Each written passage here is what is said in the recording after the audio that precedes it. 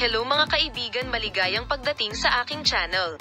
Isang bagong balita ang dumating mula kina Ozgie Yagis at Gokbert Demercy, na minamahal at hinahangaan ng lahat. Si Ozgie Yagis ay isang halimbawa sa lahat sa kanyang pag-arte at kagandahan. Isa sa mga pinakasikat na aktor sa huling yugto, ang 23 taong gulang na magandang aktres na si Ozgie Yagis. Na ginawa ang kanyang pangalan sa serye sa TV na The Oath, ay may malaking tagasunod sa social media. Ang kanyang mga tagasunod ay nagtataka kung bakit si Ozgie Yagis, na sinasabing nagpakasal sa aktres na si Gokbert Demercy, tulad ng kanyang sarili, ay hindi nagpakasal.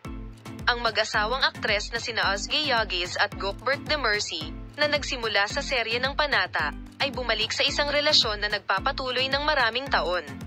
Nakakasilaw ang mga post na ibinahagi ng dalawa sa kanilang followers sa social media, habang binibigkas ang Evil Eye Prayer.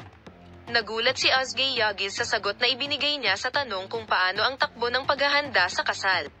Talagang gusto naming gawin ang kasal, ngunit kami ay tamad sa paghahanda. Hindi natin malalampasan ang yugto ng catamaran. Sa tingin ko ito ay isang napakahirap na bagay. Tinatamad na rin akong magpakasal. Hindi ko akalain na mangyayari iyon. Na nakasanayan na nating mamuhay ng ganito.